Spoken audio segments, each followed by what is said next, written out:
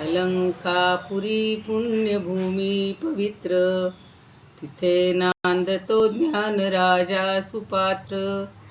तया आठविता महापुण्यराशी, नमस्कार साष्टांग श्री ज्ञानेश्वरासी.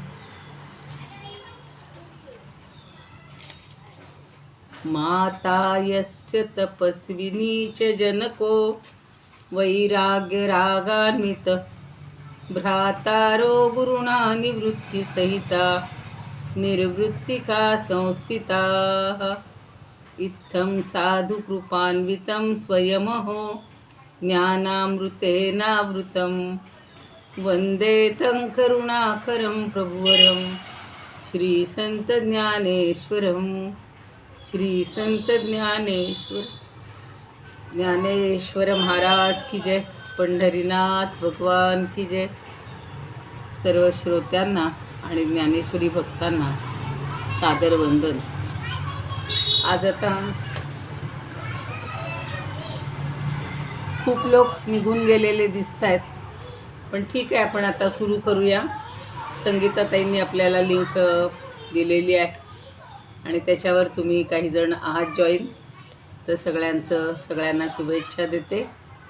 आणि काल आपण 1516पर्यंत ओव्या पाहिलेल्या होत्या. 17व्यापासून आज घेणार आहोत. 16वी ओवी परत एकदा वाचते. म्हणते, तैसा भूतळी आघवा, आनन देखे पांडवा, जो गीता सांगे मेळावा भक्तजनांचा. त्या दिवशी आपण पाहिलेलं होतं की भगवंत कौतुक करतायत की गीताशास्त्राचा हा संप्रदाय चालवणाऱ्या माणसांमध्ये त्यांच्या एवढा मला दुसरा कोणीही प्रिय नाही आहे. नच तस्मात् मनुष्येषु हा श्लोक आपण पाहिला होता. आणि नच मे तस्मात् अन्य प्रियतरो भुवी, आधी प्रियकृत्तमहा म्हणजे प्रिय करणारा, त्याच्यासारखा माझं अत्यंत प्रिय असं कोणी नाही. आणि प्रियतर हा म्हणजे त्यापेक्षा चांगला अधिक, तर माझ्या याच्यापेक्षा अधिक कुणी प्रिय नाही, म्हणजे तो सगळ्यात मला अधिक प्रिय आहे. त्याच्यावरची 16वी ओवी होती की मज ईश्वराचे निलोभे. म्हणजे आता तो स्वतः ईश्वर आहे तरी तो सांगतो की माझ्या अधीन, माझ्यावरील आत्यंतिक प्रेमामुळं किंवा लोभामुळं मनामध्ये कुठलाही अभिमान न बाळगता अत्यंत स्थिरचित्त मनानं जो सर्वांना गीता सांगतो, पठण करीत असतो, त्याचं निरूपण करत असतो, तो साधू संतांच्या सभेमध्ये जणू काही लेणं होऊन बसतो नाही. तर त्याच्यासारखा मला कोणीही प्रिय नाही. या त्रिभुवनात मला दुसरा कोणी प्रिय दिसतच नाही. भक्तजनांच्या मेळाव्यात जो गीता सांगतो आणि मला जसा आवडतो तसा मला या संपूर्ण त्रिभुवनात त्याच्यासारखं दुसरा कुणीही प्रिय नाही, असं भगवंत सांगतायत. त्याच्या पुढची ओवी काय म्हणतात ज्ञानदेव? मज ईश्वराचे निलोभे, हे गीता पढता अक्षोभे, जो मंडन होय सभे संतांची ये. जो माझ्यासाठी मज ईश्वराचे निलोभे म्हणजे केवळ माझ्यावरील लोभामुळं, माझ्यावरील प्रेमामुळं कुठलाही मनामध्ये अभिमान न बाळगता हे गीता पढता अक्षोभे, म्हणजे त्याच्या मनामध्ये कुठला क्षोभ नाही, कुठला आसक्ती नाही, लोभ नाही, आणि कुठल्या लोभामुळं त्याच्या मनामध्ये कसलाही अभिमान नाही, तो न बाळगता अत्यंत स्थिरचित्त मनानं जो सर्वांना गीता सांगतो, पठण करतो, त्यावर निरूपण करतो, तो साधू संतांच्या सभेमध्ये लेणं होऊन बसतो. संत हे बघा, जो मंडन होय, मंडन म्हणजे एखादं भूषण, तर तो सगळ्या संतांच्या सभेमध्ये भूषण होऊन बसतो किंवा मंडण होऊन बसतो असं सांग. ज्ञानदेव सांगतात. आता 18वी ओवी बघा. कोकिळा, आता उदाहरण देत आहेत. नवपल्लवी रोमांची तू, मंदा निळे कापची तू कापवी तू, आमोद जळे बोलवी तू, फुलांचे डोळे. आता ज्या वेळेला वृक्षाला नवी कोवळी अशी पालवी फुटते, किंवा वसंत ऋतूमध्ये किंवा वृक्षांमध्ये सुद्धा पाऊस पडला की अंग त्याचं रोमांचित होतं. आपण पाहतो अशी तरारतात झाडं, आणि मंद आणि शीतल अशा वाऱ्यामुळं वृक्ष शाखांना आणि पाना फुलांना असे झोके येत असतात. झोके जणू काही ते झोक्यावर असतात, झोके घेत असतात. आणि सुवासिक फुलांमध्ये मकरंद दाटून यावा, मध भरपूर भरून यावा, आणि मग त्यामुळं काय होतं तर फुलांचं फळरूपी नेत्र आनंदानं आर्द्र होतं, म्हणजे ओलं होतं. कशामुळं? मकरंद भरपूर, त्यात मध साठवला गेला फुलामध्ये. आपण पाहतो असं पूर्वी चापून बघायचो आम्ही त्या देठाकडून, तुम्ही पण पाहिलं असेल. तर तसे ते मकरंदामुळं फुलांचे जे फळरूपी नेत्र आहेत ते आनंदानं आर्द्र होतात. म्हणजे आपल्याला जसं एखाद्याच्या प्रेमाच्या ओलाव्यानं अगदी अंगावर शहारा येतो, खूप समाधान वाटतं, तसं ते सांगतायत की नवपल्लवी रोमांचित, नवीन पालवी आली की त्याला अंगावर रोमांच येतात. मंदा निळे कापवितू, मंद अनिल, अनिल म्हणजे वारा, अशा मंद वाऱ्याच्या झुकाबरोबर काय होत असतं, तो असा थरथर थरथर कापवतो, कंप निर्माण होतो. आणि आमोद जळे ओलवितो, आमोद म्हणजे सुगंध, सुगंधाच्या जलांनी जणू काही तो त्याला ओलावा प्राप्त करतो. काय? फुलांचे डोळे, फुलांचे डोळे जणू काही ते ओलावतात पाण्याने. तसं आपल्याला आनंदाश्रू येतात बघा कधी कधी. अचानक आपल्या आवडीची लाडकी व्यक्ती कोणी आली समोर की टचकन चटकन डोळ्यात पाणी येतं. तसं इथे फुलांना बहर आला, फळं झाली त्याची, की जणू काही फुलांचे हे फळरूपी नेत्र हे आनंदानं ओले होतात, आर्द्र होतात. भगवंताला कशा कशामुळं आनंद होतो त्याचं वर्णन ते सगळं करतायत.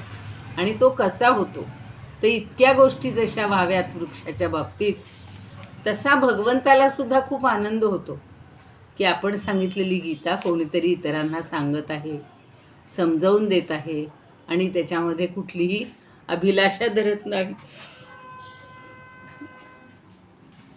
आता पुढच्या ह्याच्यात काय सांगतात? कोकिळा कलरवाचे निमिषे, सद्गद बोलवित जैसे, वसंत का प्रवेशे मद्भक्त आरामी, आराम म्हणजे बाग, उद्यान.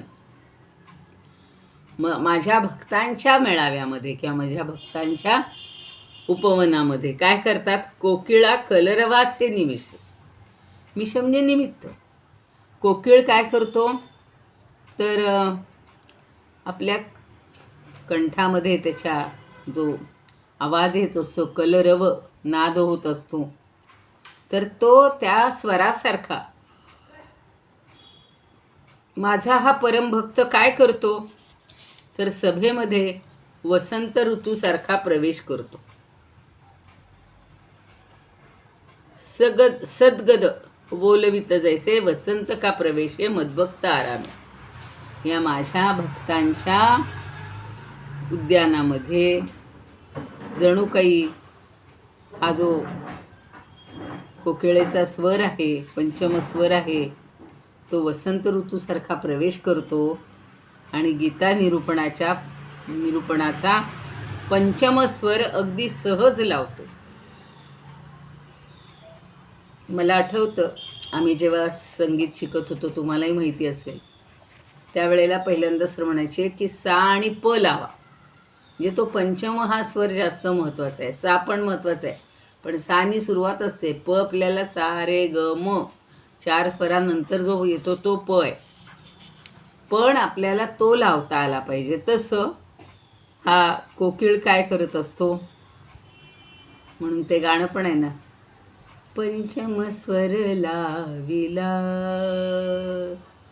स्वीकारावी पूजाता उठी उठी गोपाळा उठी उठी गोपाळा. ती छान आहे. देवदिना घरी धावला या नाटकामध्ये सुंदर गायलेलं आहे ते. तर तसं पंचमस्वर हा फार महत्त्वाचा आहे. आणि जणू काही या कोकिळाने हा गीता निरूपणाचा पंचमस्वर सहज लावला आहे. प्रत्येकाला कशामुळे आनंद मिळतो तो इथे जास्त निसर्गातला ते समजावून देतात. आणि तसा आनंद भगवंताला मिळत असतो. का जन्माचे फळ चकोरा हो तू चंद्र ये अंबरा नाना नवघन मयुरा वो देत पावे. ही 2-3 उदाहरणं पुन्हा पुन्हा सांगतायत ज्ञानदेव की चकोरांना आपला जन्म सार्थकी लागला कशामुळं वाटतो तर चंद्रसुखामुळं. दिवसभर तो चंद्राची वाट बघत असतो चकोर. कैवल्याच्या चांदण्याला भुकेला चकोर कैवल्याच्या चांदण्याला भुकेला चकोर चंद्रभागे पांडुरंगा चंद्रभागे पांडुरंगा मन करा थोर कैवल्याच्या चांदण्याला भुकेला चकोर. ते गाणे सगळं आध्यात्मिकच आहे. तसं नेहमीचे व्यवहारातले जे चकोर आहेत त्यांना कधी आपल्या जीवनाचं सार्थक वाटतं तर ज्या वेळेला चंद्राचं चांदणं पसरतं त्यावेळेला. कारण तो दिवसभर वाट बघत असतो. चंद्र सुखाची दिवसभर वाट पाहिली आणि त्याला मनापासून वाटतं की हा सार्थकी क्षण चंद्र गगनात उगवावा. आणि अजून दुसरं उदाहरण सांगितलेलं आहे नाना नवघन मयुरा वो देत बाहे. आणि नवीन मेघातलं जेव्हा पाणी पडत असतं तर ते मेघांनी आकाशात दाटी केली की मोरांना खूप आनंद होतो. म्हणून मोरांच्या आर्त श्रावण टाहोला प्रतिसाद देत हे पावसाळी मेघ आकाशात दाटी करतात. म्हणजे मेघ म्हणतात ना अगदी ती गाणं लहानपणीचं खूप छान आहे बघा. नाच रे मुरा आंब्याच्या वनात नाच रे मुरा नाच ते काळा काळा कापूस पिंजला रे ढगा शिवारा झुंजला रे आता तुझी पाळी वीज देते टाळी करून पिसारा नाच. म्हणजे त्या मोराचा एवढा आनंद मोराला होत असतो की तो पिसारा फुलवून त्याचा तो आनंद व्यक्त करतो. जसा मेघ त्याचा म्हणजे त्याची जी आस आहे ती पाऊस पडून आनंदित करत असतो. जसं शेतकऱ्याला सुद्धा बघा पहिला पाऊस त्याच्यासाठी तो आसुसलेला असतो. तशी ही सगळी उदाहरणं सांगतात ज्ञानदेव नेहमी सांगतात. आणि तशीच अवस्था ते म्हणतात की हा माझा जो भक्त आहे परमभक्त आहे आणि तो इतरांना शिकवायला लागला की तसाच आनंद मला होतो तसाच आनंद होतो. बघा आता पुढचं सुद्धा पुढची ओवी आहे 21वी. तैसा सज्जनांच्या मेळापी गीता पद्मरत्नी उपमपी वर्षे जो माझ्या रूपी हे तू ठेवूनी. तसंच मेळावी असे अर्थ असेल की सज्जनांच्या मेळाव्यामध्ये गच्च भरलेल्या मेळाव्यामध्ये माझ्या स्वरूपप्राप्तीचं लक्ष ठेवून गीता श्लोक रूपी रत्नांचा अमाप वर्षाव करतो. असा ठरवत नाही की चला मी आज 2 श्लोक सांगणार किंवा मी गीता शिकताना आपण पाहिलेलं की कधी कधी रमून जायचो त्यात.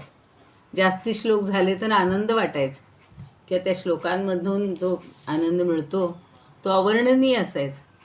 तसंच आता ते सांगतायत की या संत सज्जनांच्या या भरलेल्या मेळाव्यात माझ्या स्वरूपप्राप्तीचं जे लक्ष्य आहे ध्येय आहे ते ठेवून हा गीता श्लोकरूपी रत्नांचा अमाप वर्षाव करतो. जसा तो मेघ वर्षाव करतो आणि मोर आनंदित होतो, किंवा चांदणं बरसतं आणि चकोर आनंदित होतो, तसा मीच सुद्धा या सज्जनांच्या मेळाव्यात जो भगवद्गीता सांगतोय, त्याचं विवेचन करतोय, तर मला त्याच्याकडं पाहिलं की खूप आनंद होतो. मग तयाचे निपाडे, मग तयाचे निपाडे, पढियंते मज पुढे, नाहीची गा मागे पुढे न्याहाळीता. आणि मग अशा त्या तुडुंब भरलेल्या या भक्तिरसामध्ये चांदण्याच्या वर्षावात न्हाणाऱ्या माझ्या गीताप्रेमी भक्तां एवढा त्यांच्यासारखा भाग्यवान किंवा दुसरा कोण असेल, किंवा तो मला दुसरा कोण आवडणार, की जो मागे होऊन गेलेल्या आणि पुढे होणाऱ्या सगळ्या भक्तांमध्ये माझं स्वरूप दर्शन घडवणारा असा हा भक्त मला अतिशय प्रिय आहे. तो स्वतः तल्लीन होतो आणि इतरांनाही तल्लीन करतो, म्हणून भगवंताला आवडतो. काय म्हणतायत तो, की तयाचे निपाडे, पडियंते मज पुढे, नाहीच गा मागे पुढे. पुढेही कुणी होणार नाही किंवा मागेही असा कुणी झालेला नाही.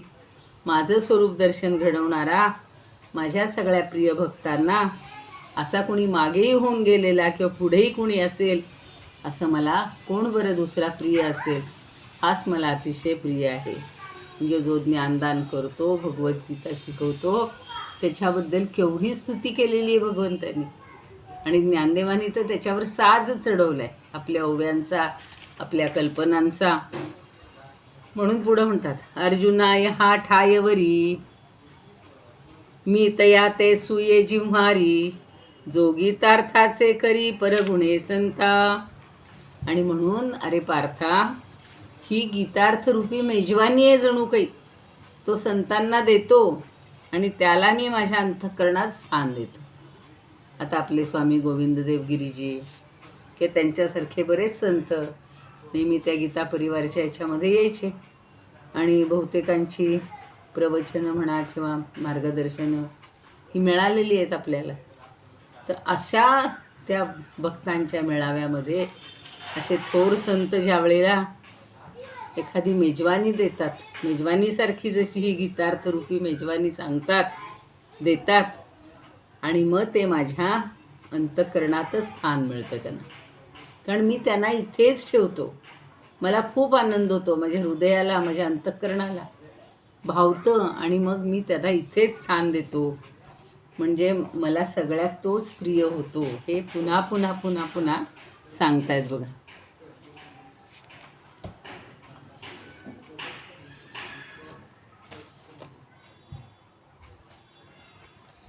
किती छान उदाहरणं पुन्हा हे सांगतायत.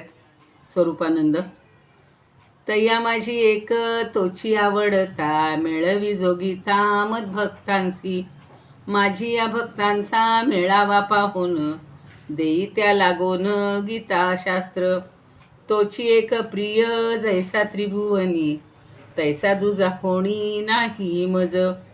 मज ईश्वराच्या प्रेमेची ही गीता, सांगता अहंता सोडोनिया, संतांची या सभे माझी धनंजया, राहे होनिया भूषण जो, नूतन पल्लवा सारिखे साचार, करीत शरीर रोमांचित. आधीच्या ओव्या पाहिल्या त्या.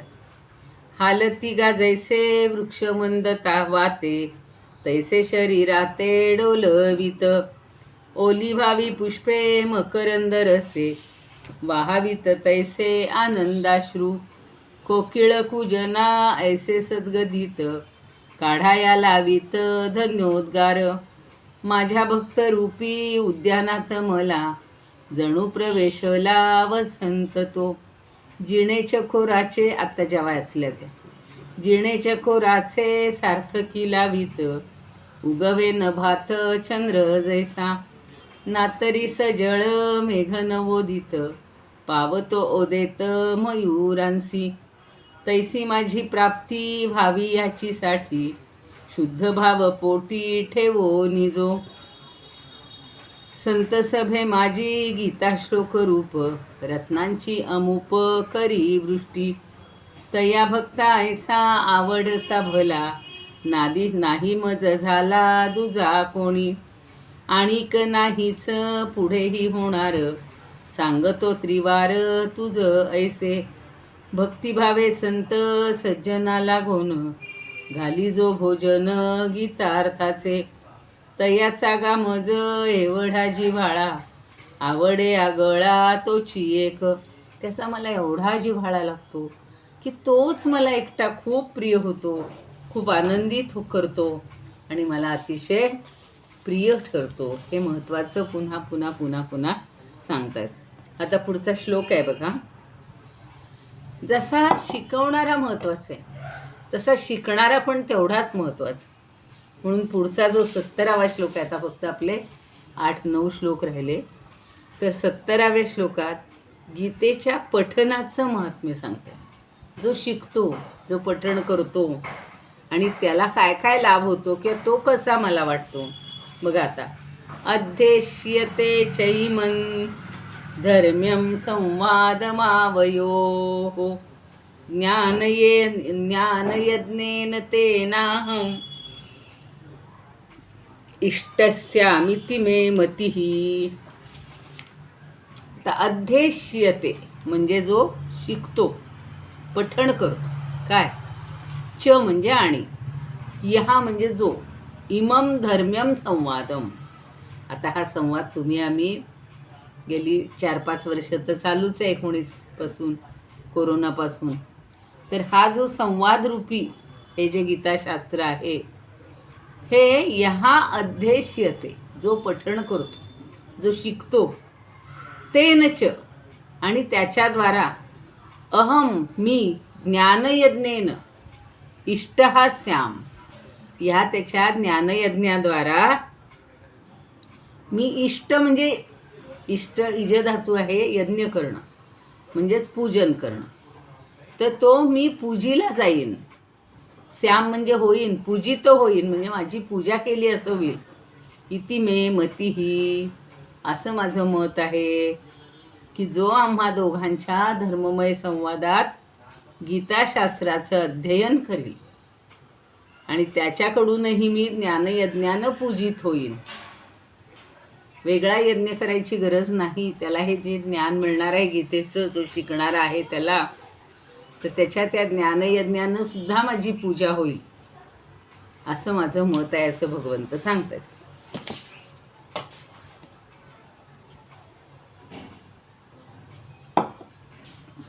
बघूया आता. आता तू आणि मी, तू म्हणजे शिष्य आणि गुरु अशा अर्थी म्हणतात. पै माझी या तुझी या मिळणी, वाढीनली जे हे कहाणी, मोक्षधर्म काजिणी आलासे जेथ. अरे या कुरुक्षेत्रावर माझ्या आणि तुझ्या मिळणी म्हणजे मिलनानं काय झालेलं आहे, वाढीनली हे कहाणी, ही जी कहाणी आहे गीतेची कहाणी म्हणजेच गीतारूपी कथा, ही वाढीनली, वाढली, पल्लवित झाली आणि मोक्षधर्म का जिणी आलासेथ, आणि त्याच्यातून आत्मसाक्षात्कार किंवा मोक्ष ह्याचं तत्त्वज्ञान, हे जन्माचं साफल्य घडावं, आयुष्याचं साफल्य व्हावं म्हणून जन्माला आलेलं आहे. का जिणी आलासेथ, मोक्षधर्म का जिणी आलासे जेथे, म्हणजे हा मोक्षधर्म जणू काही तिथे जन्माला आला. मोक्ष म्हणजे आत्मसाक्षात्कार, आणि तो आत्मसाक्षात्कार कधी होणार आहे, तर भक्त आणि भगवंताच्या मिलनामुळे झालेला. तोही कुठं झाला आहे, कुरुक्षेत्रावर झाला आहे. आणि ही कथा त्यामुळं पल्लवित झाली. मगाशी जसं सांगितलं की मेघ बरसला की सगळीकडे वृक्ष असे पल्लवित होतात, रोमांचित होतात, त्यांनाही आनंद वाटतो. आणि तशीच ही कथा ही जणू काही पल्लवित झाली आहे. आत्मसाक्षात्कारी तत्त्वज्ञान आकारलं आहे, साकारलं आहे. आणि मुख्य म्हणजे मानवी मनुष्याचं सगळ्यात सार्थक कशात आहे, ते या मोक्षामध्ये आहे, मोक्षधर्मामध्ये आहे. आणि तो जणू काही मोक्षधर्म हा साफल्यानं जन्माला आला. आता वेगळ्या मोक्षाची गरजच नाही. ते ज्ञान मिळवलं, सगळं अज्ञान दूर झालं, एकमेकांनी एकमेकांकडून घेतलं आणि त्यातच त्याच्या जन्माचं सार्थक झालं म्हणतो तसं. तो हा सकळार्थ प्रबोधू आम्हा दोघांचा संवादू, न करिता पदभेदू पाठेची जो पडे. आणि म्हणतोय की आमच्या हा दोघांमधला हा जो संवाद आहे, उभयतांमधला संवाद आहे, शाश्वत आहे, तो काय करतो तर मोक्ष ज्ञानरूपी किंवा मोक्ष सुखाची सगळ्यांना चाहूल लागावी असा हा गीतारूपी प्रसाद आहे. दोघांचा संवादू न करिता पदभेदू पाठेची जो पडे.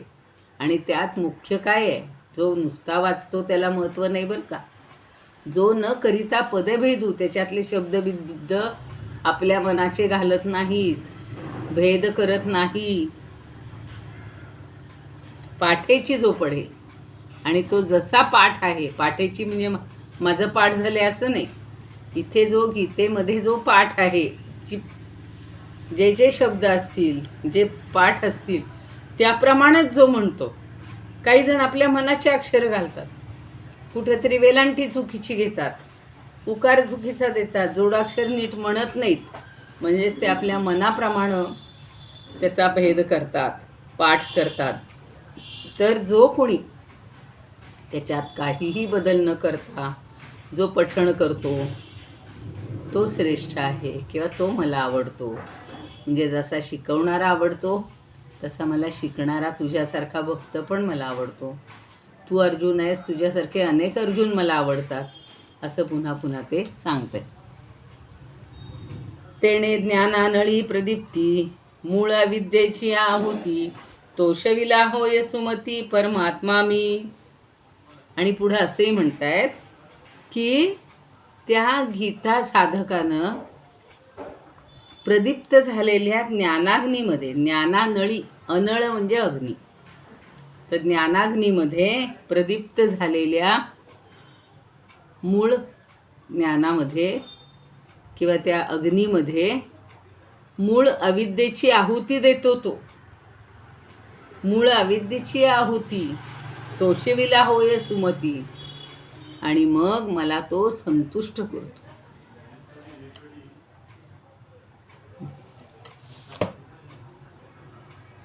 दहा मिनिटात संपणार आहे ही.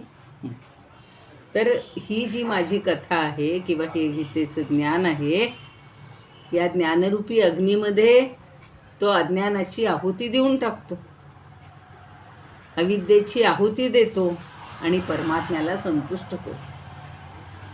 एकदा अज्ञान गेलं ना, जो कोणी भक्त आहे, की मग तोही चांगला उजळला जाईल ना, त्याच्यामध्ये काही असे भेदभाव राहणारच नाहीत. म्हणजे तो सुमती आहे, सुबुद्धी आहे, आणि तो मी परमात्मा आहे पण तो मला खुश ठेवतो किंवा मला संतुष्ट करतो असं समजावून देत आहेत. म्हणजे यहा अध्येष्यते च इमं धर्म्यम संवाद मावयो. अहो, तो ऐकणारा सुद्धा तेवढाच ताकदीचा आहे, तेवढाच महत्त्वाचा आहे. आणि हा जणू काही तो ज्ञानयज्ञ करतोय, आणि त्या ज्ञानयज्ञामध्ये आपल्या अविद्येची आहुती टाकतोय. अजून एखादी ओवी होईल. घेऊनी गीतार्थ उगाणा, ज्ञानी जे विचक्षणा, ठाकीले ते गाणा वाणा, गीतेचा तो लाहे.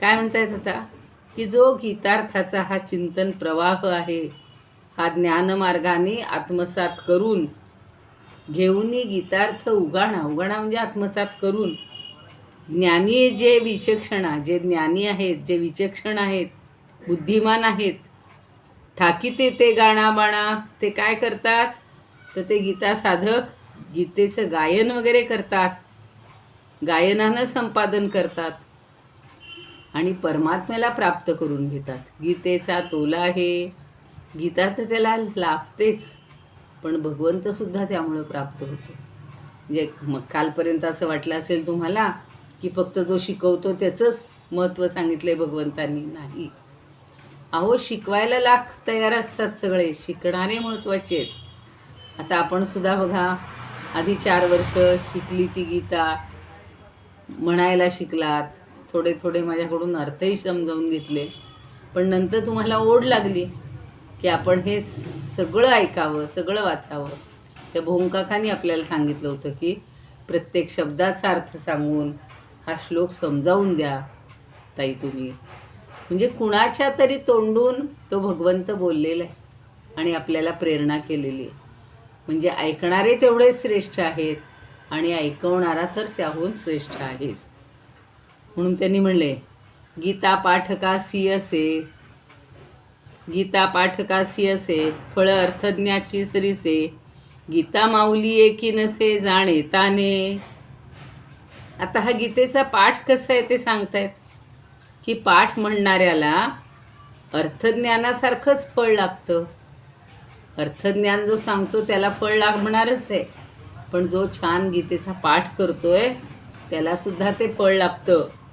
कारण गीता माऊलीपाशी काय आहे? ज्ञानी गीता माऊली की नसे जाणे ताने. ती काही असं म्हणत नाही की जाणतं लेकरू आणि अज्ञानी म्हणजे अजाणतं लेकरू, असा ती भेदभाव करत नाही. आई बघा दोन्ही पोरांना अशी जवळ कवटाळत असते. जो हुशार आहे, पहिला नंबर मिळून आलेला आहे, काहीतरी बक्षीस घेऊन आलं आहे, त्याच्या पाठीवरनं थोपटणारच. पण एखादा म्हणतं आई माझं चांगलं झालं होतं गं, पण मला बक्षीस नाही मिळालं. आई म्हणते अरे तुला तर अजून पुढच्या वेळेला मोठं बक्षीस मिळेल. आणि अशी दोघांच्या पाठीवर थोपटत असते. किती सुंदर उदाहरण दिले बघा की गीता माऊली एकी नसे जाणे ताने. हे जाणणार आहे आणि हे तानं आहे, याला येत नाही आणि त्याला येतं. म्हणून ती गीता माऊलीसुद्धा असा भेदभाव करत नाही. सांगणाऱ्यालाही ती तेवढंच महत्त्व देतीये आणि ऐकणाऱ्यालाही तेवढंच महत्त्व देतीये. असं सगळं सांगितलेलं आहे. बघूया आपण आता ओव्या. ऐसी तुझ्या माझ्या समागमी भली, कहाणी वाढली गीतेची जी. जेथे मोक्ष धर्म नांदे मूर्तिमंत, तो हा सकळ अर्थ सिद्धी दाता. पाठेची तो आम्हा दोघांचा संवाद, पढे पद भेद न करिता. तेणे प्रज्वलित ज्ञानानळी येथे, मूळ विद्येते जाळोनिया. ज्ञानयज्ञे मज तोषविले साच, परमात्म्यासीच प्रज्ञावंता. गीतार्थे जे लाभे ज्ञानी असी पार्था, तेची मिळे गीता पाठकासी. अर्थज्ञासारिखे तयासी ही फळ, करी जो केवळ गीता पाठ. जाणते वा तान्हे ऐसा भेद काही, नेणे माऊली ही गीता रूप. अहो ही गीता रूपी माऊली, हा नेणताय, हा जाणताय, याला जास्त कळतंय, त्याला फक्त म्हणताच येते, असा भेद करत नाही. खूप सुंदर सांगितला आहे हा श्लोक. पण आपण सगळे भाग्यवान आहोत, आपल्याला एकत्रित शिकायला मिळते, बोलायला मिळते, ऐकायला मिळते. पुन्हा एकदा सगळ्यांना शुभेच्छा देते. इदमुपकर्तुं भुवनमण्डलं, समुदितमिव भास्करं, सादरं वन्दे ज्ञानेश्वरं. त्रिभुवनमाता भगवद्गीता, लोकमंगला लोकविश्रुता. लोकहितं संततं ध्यायता, येन ज्ञानेश्वरी विरचिता. श्रुत्वा प्राकृतगिरं सादरं वन्दे ज्ञानेश्वरं, सादरं वन्दे ज्ञानेश्वरम्. आरती ज्ञानराजा महाकैवल्य तेजा, सेविती साधू संत मनुवेधला माझा. आरती ज्ञानराजा लोपले ज्ञान जगी, हित नेणती कोणी. अवतार पांडुरंग नाव ठेविले ज्ञानी. आरती ज्ञानराजा कनकाचे ताट करी, उभ्या गोपिका नारी नारद तुंबरूप सामगायन करी आरती ज्ञानराजा प्रगट गुह्य बोले विश्वब्रह्मची केले रामा जनार्दनी पायी मस्तक ठेविले आरती ज्ञानराजा महाकैवल्य तेजा सेविती साधू संत मनुवेदला माझा आरती ज्ञानराजा ज्ञानेश्वर महाराज की जय पंढरीनाथ भगवान की जय जय तू श्रीकृष्ण जय तू ज्ञानेश्वर सर्व श्रोत्यांना आणि ज्ञानेश्वरी भक्तांना पुन्हा एकदा वंदन करते की सगळ्यांनी उशीर होऊन सुद्धा पुन्हा जॉईन झालेले आहेत आणि आपली ही गोडी अशीच अजून थोडे दिवस चालू ठेवायची आहे. आता 1528पर्यंत ओव्या झाले म्हणजे आता फक्त 350 पावणे 400 ओव्या राहिल्या आहेत पण श्लोक मात्र 7च राहिलेले आहेत. भगवंतांनी सांगितलेले शेवटचे श्लोक आता 7 राहिलेत तर त्यावेळेपर्यंत आपण आपली उत्सुकता शिल्लक ठेवूया आणि अधिकाधिक जेवढं ज्ञान मिळवता येईल तेवढं मिळवूया. धन्यवाद.